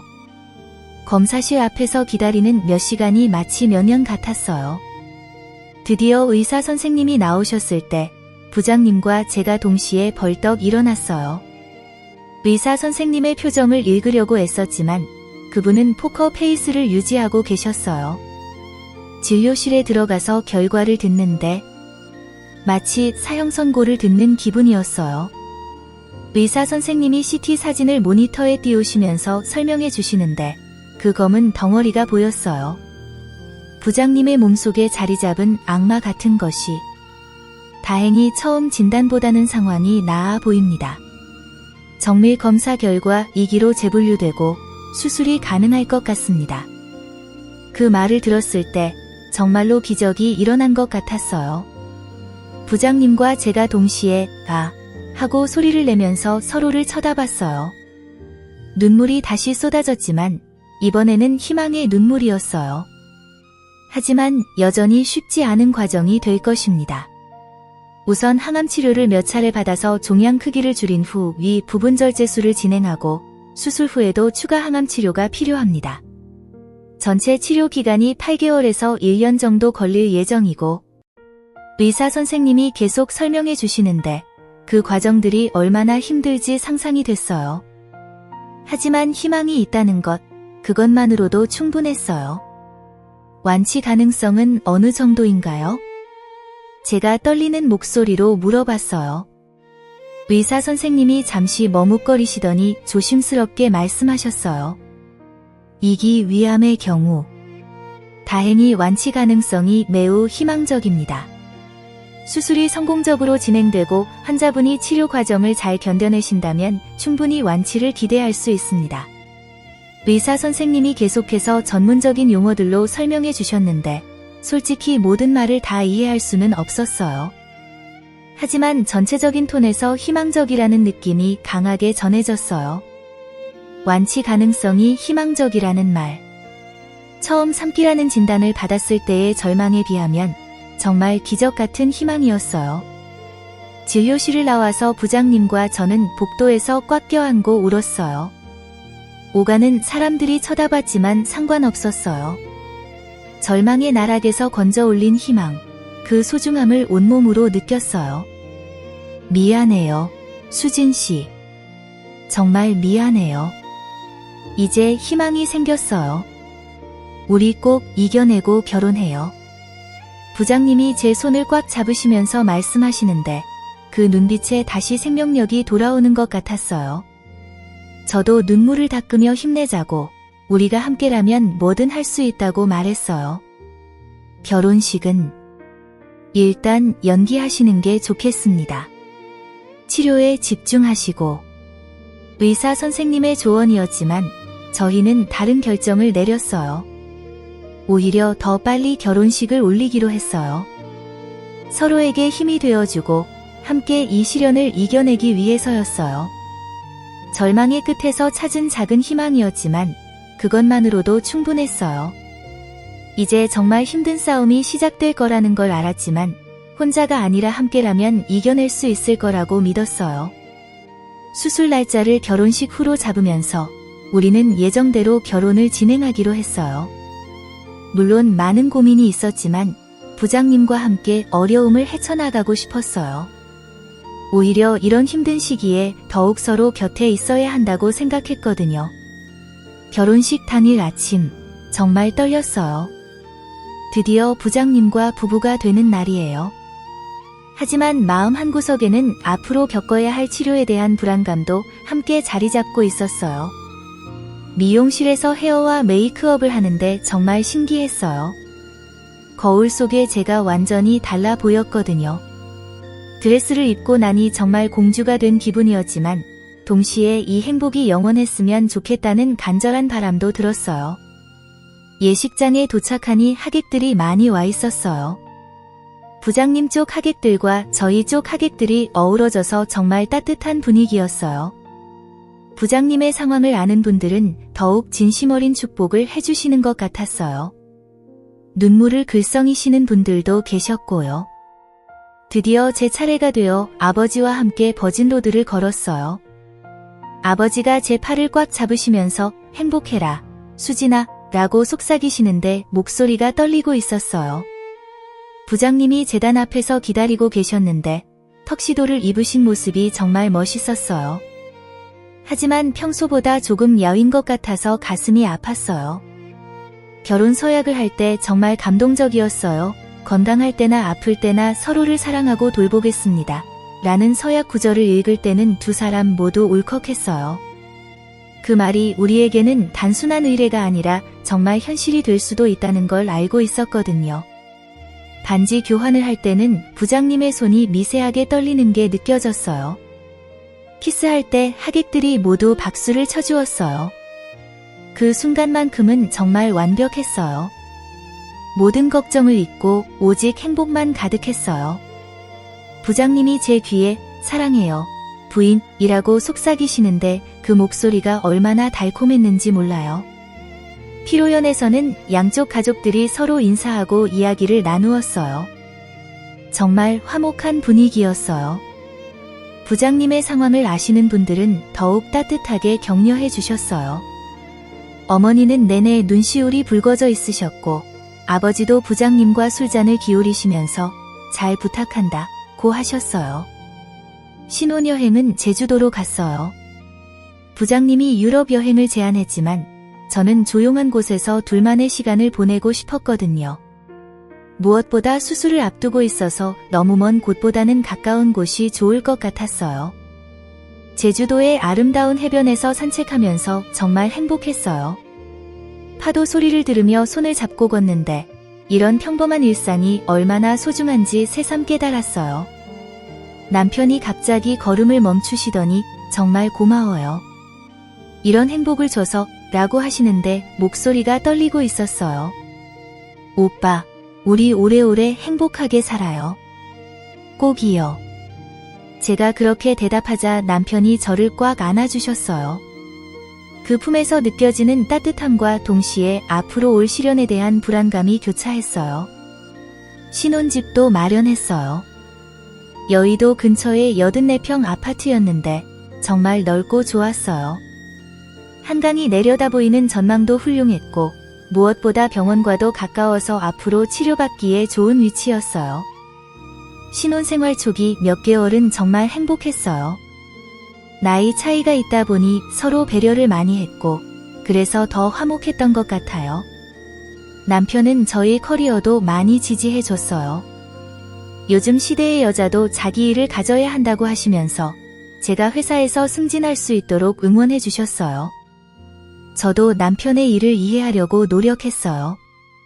가끔 회사 일로 스트레스를 받으실 때는 어깨 마사지도 해드리고 좋아하시는 갈비찜도 정성스럽게 만들어 드렸어요.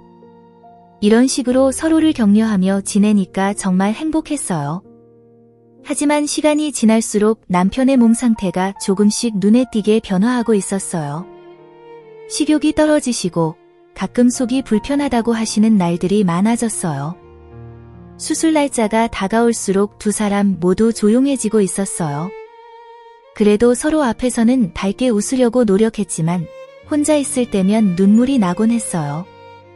남편의 수술은 다행히 성공적이었어요. 의사 선생님이 예상보다 깨끗하게 종양을 제거했다고 하시면서 전이도 발견되지 않았다고 하셨어요. 그 말을 들었을 때 정말 온 세상을 다 가진 것 같은 기분이었어요. 수술실 앞에서 기다리던 6시간이 6년처럼 느껴졌는데 그 모든 불안이 한순간에 사라졌어요. 회복 기간 동안 저는 하루도 빠짐없이 병원에 있었어요. 남편이 힘들어하실 때마다 손을 잡아드리며 용기를 주려고 했어요. 항암 치료도 예상보다 순조롭게 진행되었고 6개월 후에는 완전히 일상생활로 돌아올 수 있었어요. 그리고 결혼 1년이 지났을 때 저희에게 정말 기쁜 소식이 있었어요. 임신을 하게 된 거예요. 산부인과에서 임신 확인을 받고 집에 돌아와서 남편에게 말씀드렸을 때의 그 순간을 잊을 수가 없어요. 여보, 저희 아기가 생겼어요. 제가 초음파 사진을 보여드리자 남편의 얼굴이 환해졌어요. 그리고 눈물이 글썽글썽 하시더라고요. 나이가 있다 보니 아이에 대한 간절함이 더 컸던 것 같아요. 특히 투병 생활을 겪고 나서 생명의 소중함을 더욱 깊이 느끼고 계셨거든요. 정말요? 정말 우리 아기가? 남편이 저를 조심스럽게 안아주시면서 계속 고맙다고 하시는 모습이 정말 감동적이었어요. 그동안 겪었던 모든 힘든 일들이 이 순간을 위한 것이었나 싶을 정도로 행복했어요.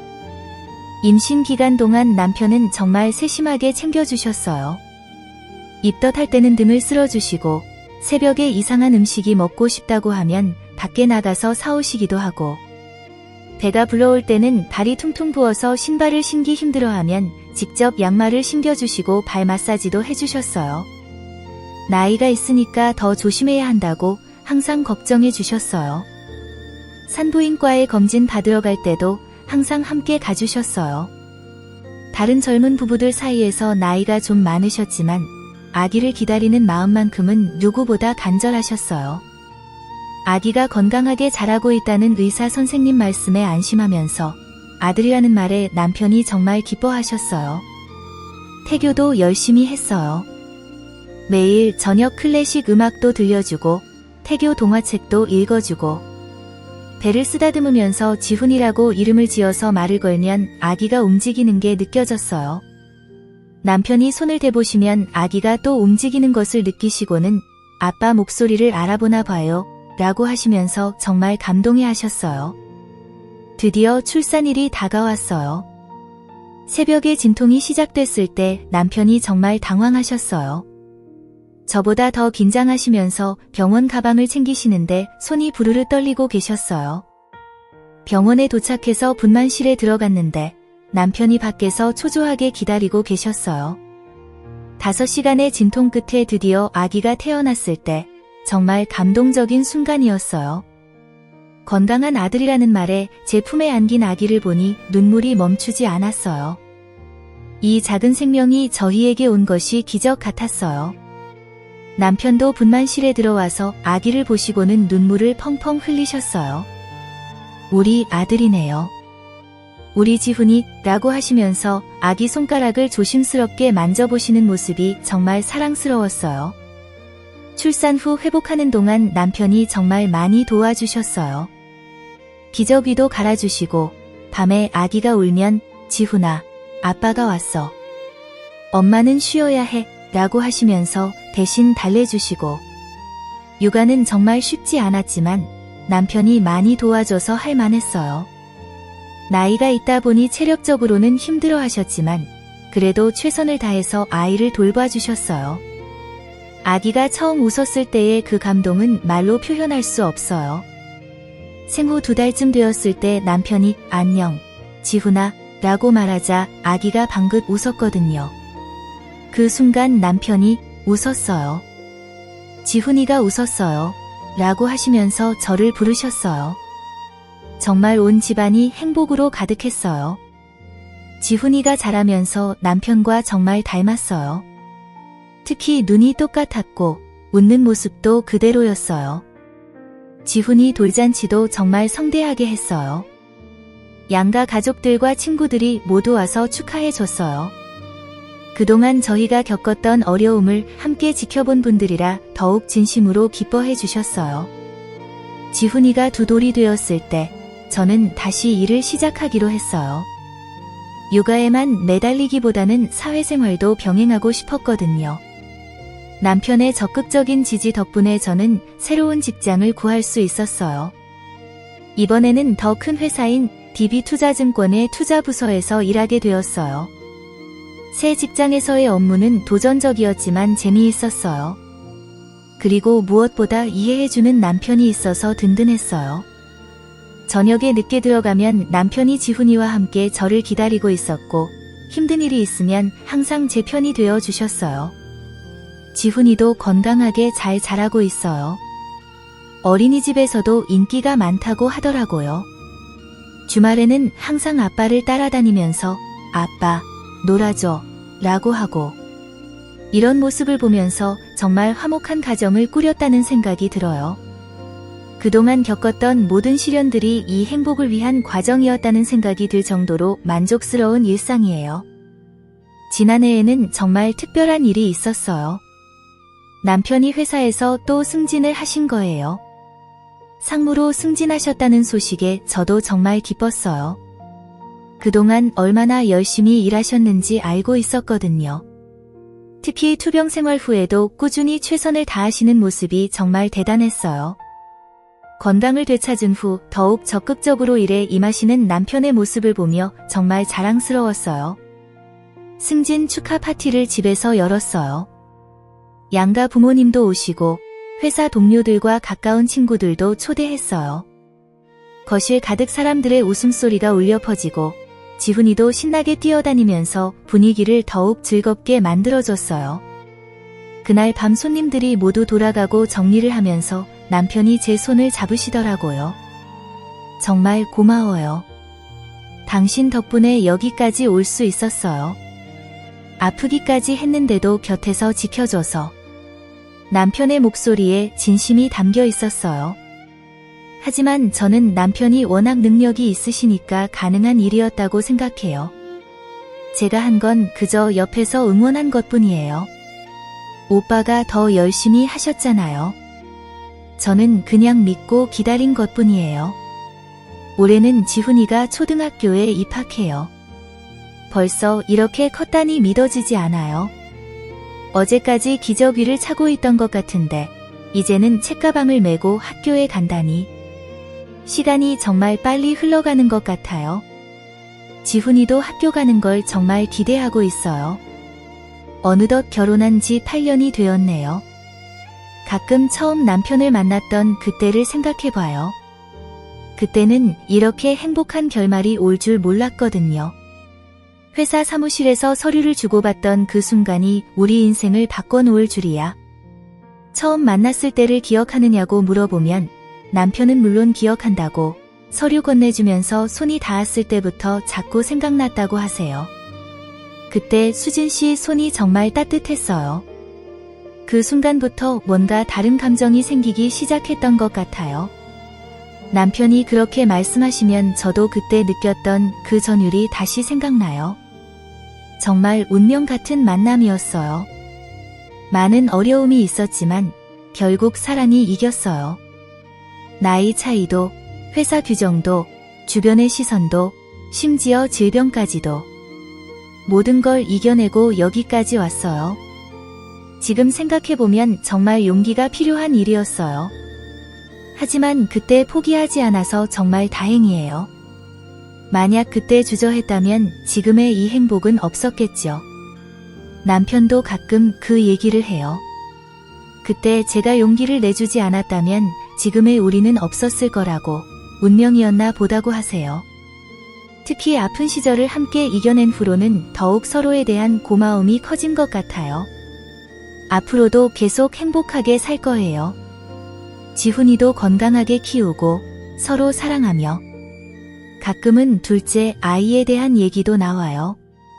남편의 나이를 생각하면 조금 걱정되지만 아직 늦지 않았다고 생각해요. 건강도 완전히 회복되셨고 의사 선생님도 문제없다고 하셨거든요. 한 번 더 도전해봐도 좋을 것 같아요.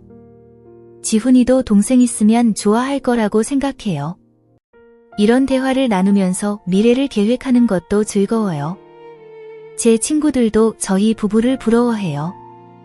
남편이 저를 정말 아껴주는 게 보인다고, 나이 차이가 나도 전혀 문제없어 보인다고 해요.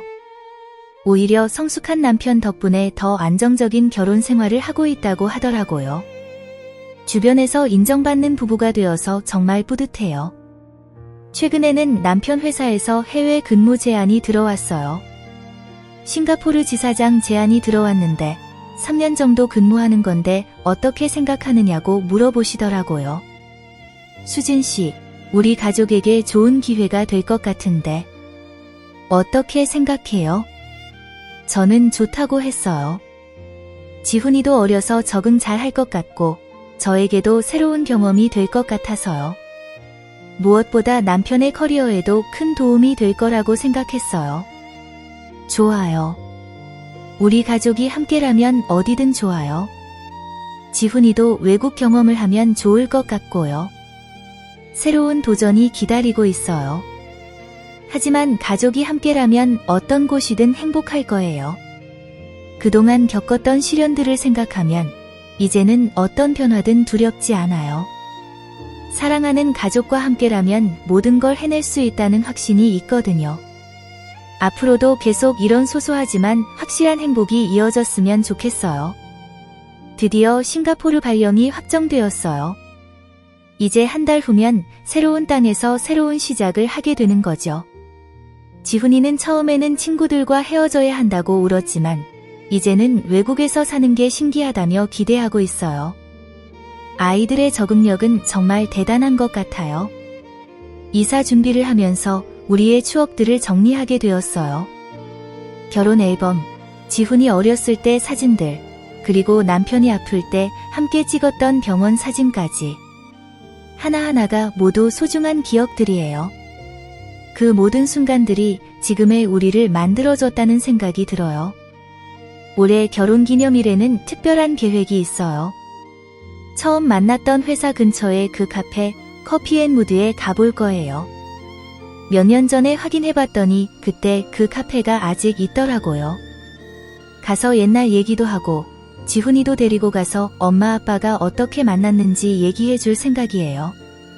그날 세 식구가 함께 그 카페에 앉아있으니 감회가 새로웠어요. 지훈이가 호기심 가득한 눈으로 물어봤어요.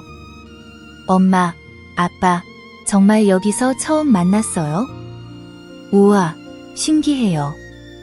남편이 지훈이 머리를 쓰다듬으면서 대답하셨어요. 그래, 지훈아. 아빠가 엄마를 처음 본 순간부터 정말 예쁘다고 생각했어. 그리고 지금도 세상에서 가장 예쁜 엄마야. 그 말을 들으니 제 얼굴이 빨갛게 달아올랐어요. 지훈이가 앞에 있는데도 이렇게 말씀하시니 정말 부끄러웠지만 동시에 행복했어요. 오빠, 지훈이가 듣고 있잖아요. 하지만 지훈이는 그런 저희 모습이 재미있는지 깔깔거리며 웃었어요. 이런 순간들이 정말 소중해요. 그렇게 추억을 되새기며 앞으로도 계속 사랑하며 살 거예요. 때로는 힘든 일도 있겠지만 서로 있으니까 이겨낼 수 있을 거예요. 그동안 겪었던 시련들을 생각하면 우리에게 못 이겨낼 일은 없을 것 같아요. 이런 평범하지만 소중한 일상이 계속되길 바래요. 제 이야기가 누군가에게 용기가 되기를 바래요. 진정한 사랑이라면 어떤 어려움도 이겨낼 수 있다는 거요. 나이도, 환경도, 모든 조건들도 사랑 앞에서는 중요하지 않아요. 서로를 진심으로 아끼고 존중한다면 행복한 결말을 만들 수 있어요. 지금 이 순간에도 어딘가에서 누군가는 저처럼 어려운 사랑을 하고 있을 거예요. 그분들에게 전하고 싶어요. 포기하지 마세요.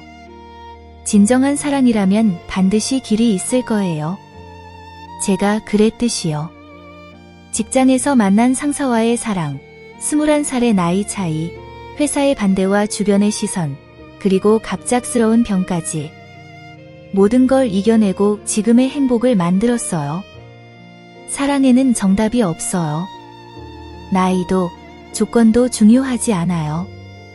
서로를 진심으로 사랑하고 존중한다면 어떤 어려움도 극복할 수 있어요. 지훈이가 자라서 연애할 때가 되면 이런 이야기를 해줄 거예요. 진정한 사랑을 만나면 용기를 내라고 엄마 아빠처럼 말이에요. 물론 나이 차이가 너무 많이 나는 건 조금 걱정되겠지만요. 그래도 진정한 사랑이라면 지지해 줄 거예요. 싱가포르에서의 새로운 생활도 정말 기대돼요. 새로운 문화, 새로운 사람들, 새로운 경험들. 가족이 함께라면 어디든 행복할 거예요. 지훈이에게도 좋은 경험이 될 거고 남편의 커리어에도 큰 도움이 될 거예요. 며칠 전에는 둘째 아이에 대한 얘기도 진지하게 나눴어요. 싱가포르에서 안정되면 시도해 보자고 했어요. 남편이 지훈이도 이제 7살인데 동생이 있으면 좋겠어요 라고 하시니까 제 마음도 설레더라고요. 그럼 싱가포르에서 둘째를 가져봐요. 지훈이도 좋아할 거예요. 제가 그렇게 대답하니까 남편이 정말 기뻐하셨어요. 지훈이 성장도 지켜보고 둘째도 낳고 남편과 함께 늙어가는 모습도 상상해봐요. 모든 게 행복할 거예요. 80살까지, 아니 100살까지 건강하게 살면서 이런 대화를 나누며 웃는 모습이 그려져요. 사랑은 정말 위대한 힘이에요. 모든 걸 이겨낼 수 있게 해주고 불가능해 보이는 일도 가능하게 만들어 주거든요. 저희가 바로 그 증거예요. 불가능해 보였던 사랑이 이렇게 아름다운 결실을 맺었으니까요. 앞으로도 계속 사랑하며 살 거예요. 서로를 위하고, 지훈이를 사랑하고, 앞으로 태어날 둘째도 사랑하고, 가족의 행복을 지켜나갈 거예요. 어떤 어려움이 와도 우리는 함께 이겨낼 수 있어요. 그동안 그래왔듯이요. 이것이 저희 부부의 사랑 이야기예요. 여의도 한 작은 사무실에서 시작된 금지된 사랑이 이렇게 아름다운 가정으로 완성된 거죠. 앞으로도 이 사랑이 계속되길. 그리고 저희의 이야기가 누군가에게 용기와 희망이 되길 바래요.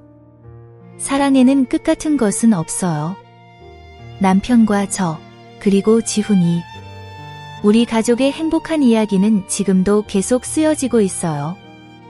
매일매일이 새로운 사랑의 페이지가 되고 있답니다. 싱가포르에서도 그 이후에도 계속해서요. 이제 정말 끝이 아니라 새로운 시작이에요. 더 큰 사랑으로, 더 깊은 이해로, 더 행복한 가정으로. 우리의 사랑 이야기는 앞으로도 아름답게 이어질 거예요. 지금 이 글을 쓰고 있는 순간에도 남편은 지훈이와 함께 거실에서 레고를 조립하고 있어요. 지훈이가 아빠, 이거 어떻게 하는 거야? 라고 물어보는 맑은 목소리와 남편이 이렇게 하는 거야.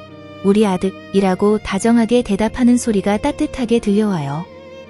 책상에 앉아 키보드를 두드리면서 문득 창밖을 바라보니 한강이 석양빛에 물들어 흐르고 있어요. 바로 그 한강이었어요. 처음 부장님과 산책했던 그 강이, 남이섬에서 바라봤던 그 강이, 그리고 지금도 우리 가족의 일상을 지켜보고 있는 그 강이요. 이런 평범한 일상의 소중함을 저는 뼈저리게 알고 있어요. 8년 전 여의도 한 투자회사의 작은 사무실에서 서류를 건네며 손이 스친 그 찰나의 순간부터 시작된 이 모든 것들이 얼마나 기적 같은 일인지를요. 그때는 몰랐어요. 그 작은 떨림이 이렇게 큰 사랑으로, 이렇게 완전한 가정으로 자라날 줄은. 내일은 지훈이 초등학교 입학식이에요. 우리 아이가 이렇게 커서 학교에 들어간다니. 어제까지 제품에서 칭얼거리던 아기였는데 이제는 책가방을 메고 학교에 갈 어엿한 아이가 되었어요. 시간이 정말 빨라요. 그리고 다음 달에는 싱가포르로 떠날 준비를 본격적으로 시작해야 해요. 새로운 모험, 새로운 시작이 기다리고 있어요. 가끔 이 모든 게 꿈은 아닐까 하는 생각이 들어요. 너무 행복해서 말이에요.